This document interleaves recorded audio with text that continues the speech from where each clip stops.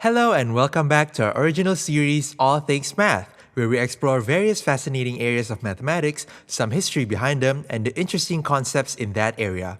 This week, we'll be talking about complex numbers. Before we get into complex numbers, let's talk about polynomials, or basically a sum of different powers of a variable, for example, x cubed, x squared, x, and also x to the 0th power, or essentially 1, that is multiplied by some number. Usually, when we are talking about polynomials, we like to find their roots, or the value of x that makes them equal to 0. For example, this polynomial that you're seeing on the screen right now has 3 roots, namely 1, 2, and 3.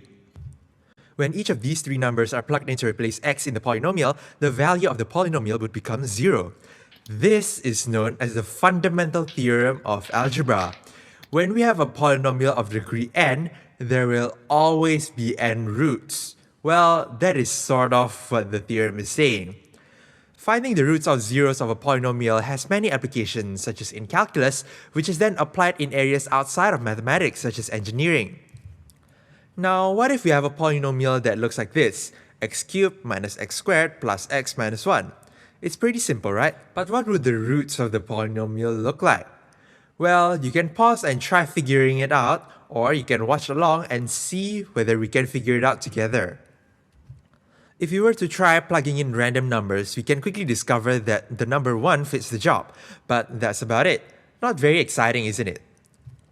In addition, the fundamental theorem of algebra states that there must be 3 roots. So where are the other 2 roots? Mathematicians back in the 16th and 17th century were facing a similar problem. They are trying to find the roots of a cubic equation, but there are just some equations that have seemingly no solutions. They even use the most sophisticated mathematical tool they have at the time, but it still yields no solution.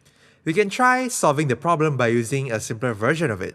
For the viewers who have understood the concept of factorization, we can split the equation into 2 halves.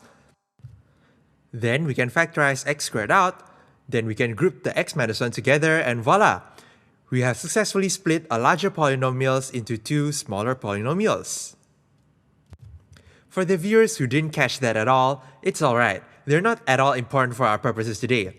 Just know that we can rephrase the problem as a product of 2 simpler things, or what we call factors, that is equal to 0.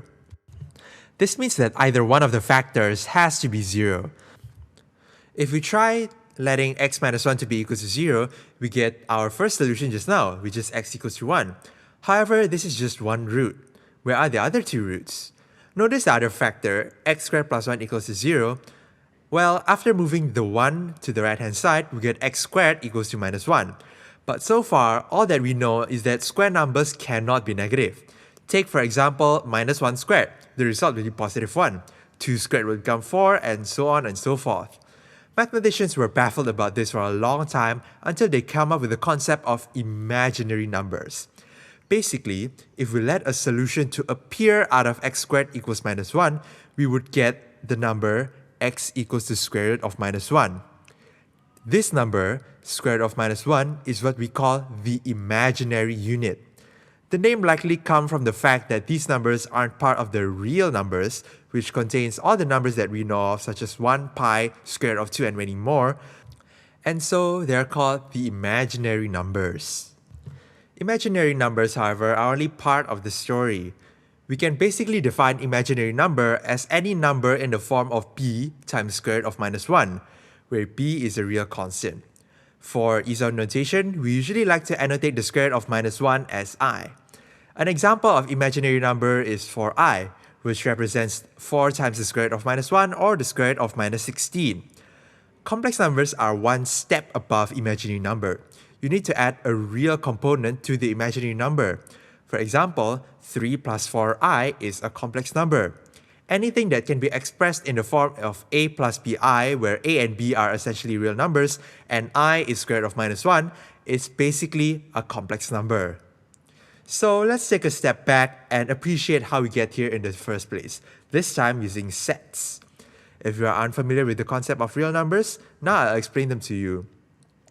Let's start with the set of rational numbers, or basically all numbers that can be expressed as ratio of 2 whole numbers. For examples, 2/3 and 5 are rational numbers. Then, we have the set of irrational numbers, which are numbers that cannot be expressed as a ratio of 2 whole numbers. such as the mathematical constant pi and e. Together, rational and irrational numbers make up what we know as the set of real numbers. The set of real numbers alongside the set of imaginary numbers, which we talked about earlier, creates a set of complex numbers, and that's fascinating. So far, we've talked about complex numbers and how to derive it. However, have you ever imagined what it would be like to see those numbers in action? Well, mathematicians use different ways to visualize numbers, one of which is the number line for real numbers. The number line provides a continuous stream of real numbers as we know it. If we were to represent the number 2 on the number line, we would draw an arrow or vectors from the point of origin to the point which represents the number 2. If you need a refresher on what vector is, go watch our video on vectors. In general, we can treat vector as an arrow on space. It's a quantity with a direction and magnitude. Similarly, we can visualize other real numbers such as -1 and the square root of 2 and pi, etc. as vectors pointing from the origin or the 0 point along the number line. However, previously we mentioned that imaginary numbers aren't in the set of real numbers, but both collectively make a set of complex numbers. This is why we can't exactly visualize I, or the imaginary unit, as a vector on the real number line. So, in order to visualize a complex number, instead of using one number line, let's use two number lines, both being perpendicular to each other. Now, let's dedicate the horizontal axis as the real part and the vertical axis as the imaginary part. This diagram is known as the Argand Diagram, and it is a way to see complex numbers visually. For example, define a complex number as 3 plus or I. To visualize this on the Argand diagram, we can make a vector that is positive 3 units on the real axis and positive 4 units on the imaginary axis. This way of visualization leads to some pretty stunning applications on math. Notice a striking similarity between the Argand diagram and the Cartesian plane. Visualization of complex numbers on the Argand diagram allows for conversion of problems between geometric and algebraic form. For example, now you can add two lines together. Say you start at 0, 0 on the Cartesian plane. You walk to point 3, 4 and walk again 4 units to the right and 3 units up. You can quite easily see how far you are from the starting point by tracing out your path and finding the final coordinate, which is 7, 7.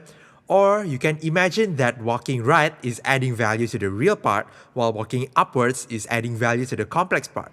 In this case, the calculations become 3 plus 4i, representing your first step, and then 4 plus 3i, representing your second step of motion, which results in 7 plus 7i. Therefore, you finish at the coordinate 7, 7.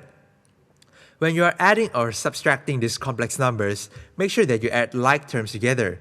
Real terms go together and complex terms goes together. We leave a link in the description box should you want to explore more of what you can do with complex numbers. There are other sorts of applications that you can do with complex numbers. Do you know that they are linked to trigonometry? Yes, there is a way to express any complex numbers using trigonometric functions. But we'll cover that in a later video. For now, we leave a link down below too so that you can see the different expressions complex numbers can take. In conclusion, today you have learned about complex numbers, one of the most widely used topics in and outside of mathematics. You learn what it is, how to derive it, and how to see them in an Argand diagram. You also get to see how these complex numbers can transform mathematical problems from a geometric perspective to an algebraic perspective, or vice versa.